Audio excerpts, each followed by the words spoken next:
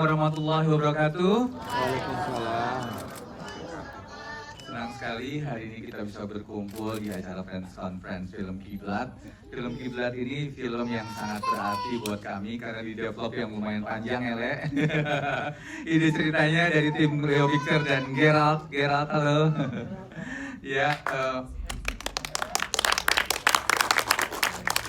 Kami menggodok satu cerita yang memang belum ada dan berbeda dari film-film horor yang belum ada, yang sudah ada saat ini. Lalu kami ngobrol, Gerald, tim kreatif dan Lele, kira-kira untuk film selanjutnya apa yang akan kami angkat, gitu. Setelah sosok ketiga kemarin mencapai 1,1 juta penonton, dan tantangannya lebih lagi untuk menghadirkan film horor yang berkualitas.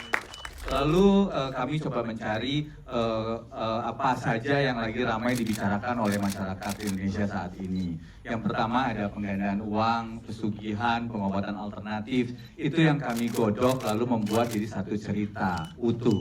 Lalu Lele yang menulis, lalu siapa kira-kira sutradaranya yang akan menyutradarai film kami. Kita ngobrol-ngobrol Lele, lalu ketemulah sama Mas Bobby yang sangat luar biasa.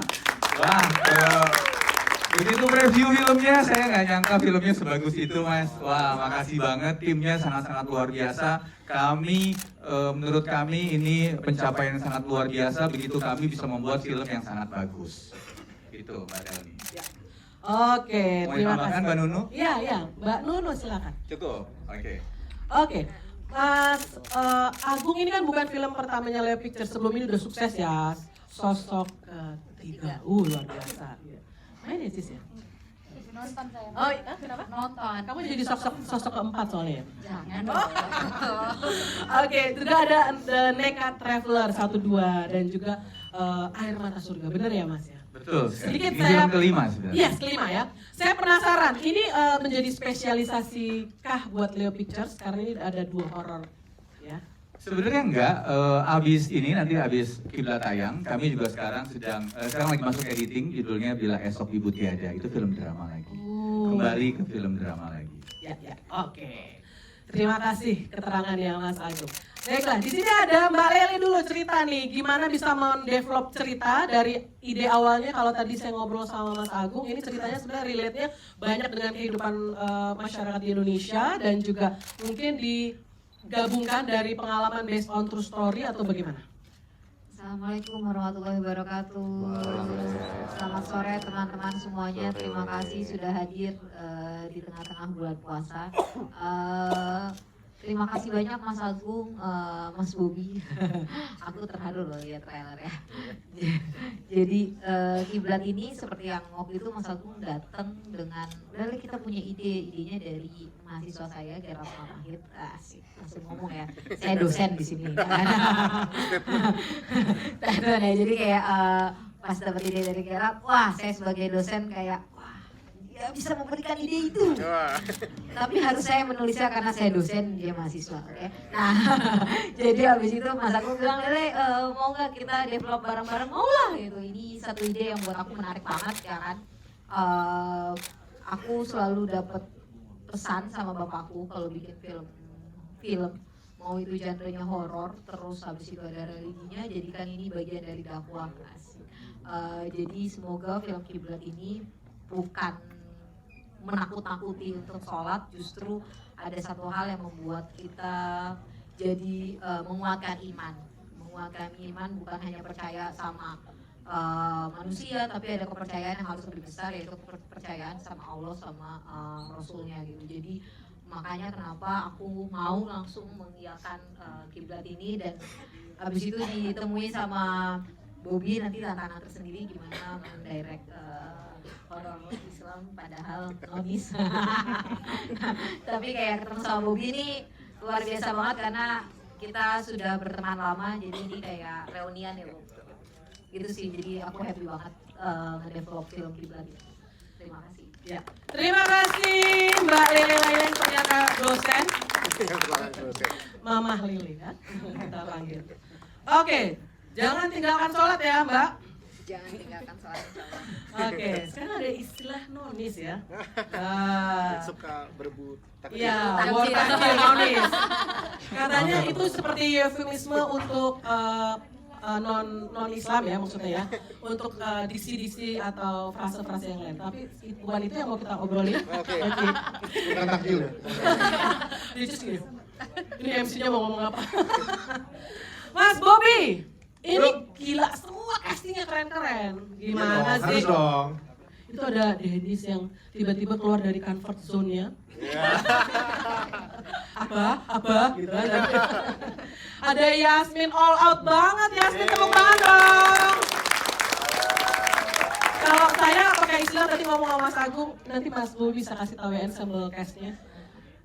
Orang ini acting nggak takut kelihatan jelek, padahal emang cantik ya gitu kan, all out pokoknya ya. Nah, gimana mendirect semua cast ini dan seperti apa bisa menghadirkan ada unsur kengerian juga, tapi juga ada pesan yang tadi dititipkan oleh penulis skenario. Gimana Mas Bobby? Oke. Halo semua, selamat sore teman-teman. Halo Mas. Senang ketemu lagi. Oke, pertama saya senang banget bisa terlibat di film ini karena pas pertama kali diajak meeting juga diajak ceritanya sama Mas Agung dan Dewi juga Kiblat secara premis itu sudah menarik banget, bahkan belum sampai ke masuk ke skenario ya gitu, tentang Kiblat, tentang makna yang bisa kita maknai sebagai denotatif dan konotatif gitu, Kiblat gitu kan. Terus terlebih ketika kita diskusi banyak sampai akhirnya skenario dari draft ke draft kita banyak diskusi sampai akhirnya jadi itu buat saya semacam dapat cerita yang bagus tuh pasti yang seneng ya dari sutradara. Terus akhirnya pas diskus soal pemain juga saya banyak dibantu sama Mas Agung, tentu saja berdiskusi banyak. Akhirnya ada teman-teman yang luar biasa yang di belakang saya ini yang main. Ini sebenarnya pertama kali kayaknya saya kerja sama semuanya deh. Iya deh. Bahkan Bani, ya baru pertama kali kenal. Tapi emang seneng sih karena teman-teman juga saling membuka hati untuk kerjasama. Saya tuh orangnya seneng ngobrol sebenarnya. Bahkan di set mau reading gitu, kenalan, ngobrol jadi temen deh gitu. Jangan takut ya sama aku gitu. Jangan. Teman-teman tahu ya karena yang udah berapa kali respon sama aku pasti kan tahu hubunganku sama para aktor itu selalu dekat gitu. Nah kebetulan teman-teman yang main Kiblat juga seru banget karena kita syutingnya juga di luar kota. Jogja di tempat, dan Jogjanya juga bukan di kota gitu, jadi kita ya, di beberapa kabupaten ya di beberapa kabupaten itu, jadi kadang-kadang kehujanan bareng kita nggak bisa gimana nih mau keluar dari mana ya di Goa gitu. Emang harus saling ini sih karena kita berproses bareng, seru sih. Aku senang sekali dan melihat hasilnya saya sangat puas dan berterima kasih sama hasil kerja keras teman-teman semua ya. Gitu. Jadi waktu itu kita cari di mana sebuah tempat yang kita dapat production value yang bagus, mungkin seperti perkampungan, jalanan atau sawah atau apapun yang bisa merepresentasikan cerita ini. Gitu. Dan secara artistik juga sesuai dengan apa yang kita mau. Kebetulan saya dulu tinggal di Jogja lama, saya kuliah Jogja, jadi salah satu usulan yang pertama kali saya berikan buat produser adalah coba kita cari Jogja dulu yuk gitu. Dan beberapa kru kita juga mainnya dari Jogja ya. Jadi dibantu kita komplek Jogja, kita dapat slide gambaran dan ternyata ini universe yang mau kita tampilkan di ceritanya ini gitu. Ada tentu saja ada hubungannya dengan ya itu karena saya pernah tinggal di Jogja dan saya hafal dengan geografisnya dan segala macam. Akhirnya setelah dipresentasi ke produser, oke, ini sesuai dengan apa yang kita mau. Terus kalau mengenai berapa lama itu syutingnya atau proses produksinya? Proses kreatifnya. Proses kreatifnya lumayan lama ya, misalnya kita ngodoknya ya 6 bulanan ya? Iya, 6 bulanan nulis, reading lagi persiapan yang udah praproduksi itu sebulan 2 bulan lah ya. Kalau syutingnya 15 hari kalau nggak salah, 15 hari di Jogja dan musim hujan. Jadi itu salah satu yang seru juga sih Mbak, karena pas syuting di tengah ladang jagung hujan gitu, kita harus nungguin di ladang jagung berapa jam malam-malam, tapi ya betulnya syutingnya happy aja, jadi kita happy sampai selesai. Itu kalau cerita soal sosial media nanti biar dibantu. Iya, produser yang jawab. Ya. Pendapat cast ini apakah juga based on dari followers mereka atau bagaimana? Sebenarnya kalau pemain tuh kita ngobrol, saya, Mas Bobi, Mbak Nunu, kita bertiga ngobrol kira-kira siapa yang cocok memerankan karakter-karakter yang ada di cerita. Sebenarnya itu dulu. Karena ini yang menyangkut saya pengen, Mas Bobi nggak pengen, Mas Bobi pengen, schedule-nya nggak bisa, gitu. Jadi itu terus-terusan gitu, terus-terusan sampai akhirnya kita memutuskan bukan karena followersnya banyak yang kita tuju, tapi bisa nggak memerankan karakter ini. Kebetulan kita lagi hoki aja, dapat pemain yang sangat-sangat luar biasa ini, gitu. Saat pertama kali siapa yang jadi Ainun, gitu, kami pun biarpun Ainun di bawah naungan bentuk manajemen, gitu, saya effortnya lumayan besar untuk meyakinkan Yasmin untuk bermain di film ini karena ini film horor pertamanya dia dan kebetulan Yasmin itu sebenarnya nggak mau film horor, ya sebenarnya nggak mau film horor dan kami meyakinkan Yasmin lumayan panjang juga gitu karena sebetulnya yang Mas Bobi mau ada beberapa nama tiba-tiba schedule-nya nggak bisa gitu lalu kita coba cari lagi begitu Mas Bobi ketemu Yasmin, Mas Bobi bilang ini Yasmin cocok banget gitu.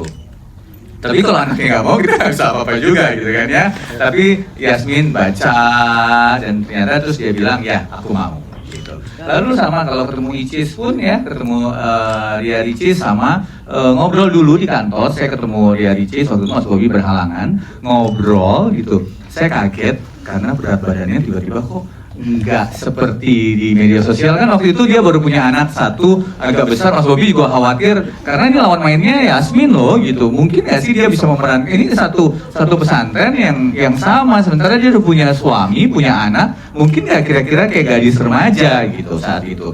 Lalu saya panggil Icis ke kantor ngobrol sama Icis saya meyakinkan Mas Bobi ini sih cocok banget bawel-bawelnya gitu karakternya gitu. Terus Mas Bobi konsen di badannya gimana waktu itu. Terus ternyata waktu ketemu enggak Mas badannya lebih kurus. Ini bahkan lebih kurus dari sebelum dia menikah. Kenapa itu? Salah. Nggak tahu.